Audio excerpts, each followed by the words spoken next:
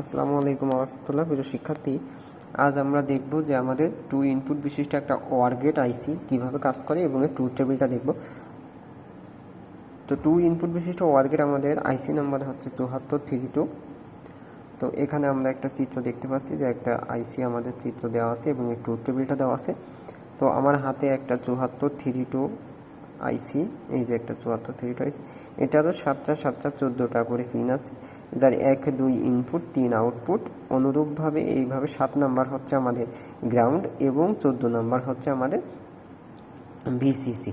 তো OR গেটটা আমরা সাধারণত জানি যোগ বর্তনী হিসেবে কাজ করে, অর্থাৎ যখন আমাদের উভয় ইনপুট হাই বা যে কোনো একটি ইনপুট হাই হবে তখন আমাদের আউটপুটটা কী হবে, হাই হবে, অন হবে। তো দেখেন 0 0, তো 0 0 যোগ করলে আমাদের 0ই হয়, 0 1 যোগ করলে 1 হয় এবং 1 0 যোগ করলে 1 হয়, 1 1 যোগ করলে 1 হয়। তাহলে আমরা বলতে পারি যে যে কোনো একটি ইনপুট যদি হাই হয় তাহলে আমাদের আউটপুটটা কী হবে, হাই হবে। আর যদি দুইটা ইনপুটই আমাদের লো থাকে অর্থাৎ 0 থাকে তাহলে আউটপুটটা আমাদের 0 হবে। তো এখন আমরা একটা ট্রেনার বোর্ডের মাধ্যমে এটা কিভাবে কাজ করে সেটা দেখব।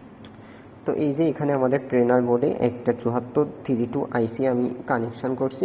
তো 1 2 আমাদের ইনপুট, এই যে 1 2 আমাদের ইনপুট দুইটা সুইচ থেকে আমরা নিয়েছি এবং আমাদের 3 নাম্বার হচ্ছে পিন আউটপুট। তো আমরা 3 নাম্বার একটা আউটপুট আমাদের এলইডি যে ডিসপ্লে আছে সেখানে একটা কানেক্ট করছি এবং আমাদের 7 নাম্বার হচ্ছে আমাদের গ্রাউন্ড এবং 14 নাম্বার হচ্ছে আমাদের ভিসিসি। 14 নাম্বার আমরা ভিসিসিতে সংযোগ করেছি। তো এখন আমরা ট্রেনার বোর্ডটা অন করলাম এবং দেখেন আমাদের ট্রুথ টেবিল অনুযায়ী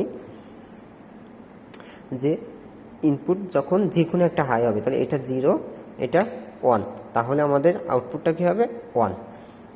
এবং যখন এই 0 1 তখন আমাদের আউটপুটটা কী হবে, 1 হবে। যখন দুইটা ইনপুটই অন হবে, 1 1, তখন আমাদের আউটপুট কী হবে, 1 হবে। এবং যখন দুইটা ইনপুটই 0 থাকবে, এটা 0 এটাও 0, তখন কিন্তু আমাদের আউটপুটটা 0 থাকবে। এটা হচ্ছে আমাদের একটা OR গেটের ট্রুথ টেবিল।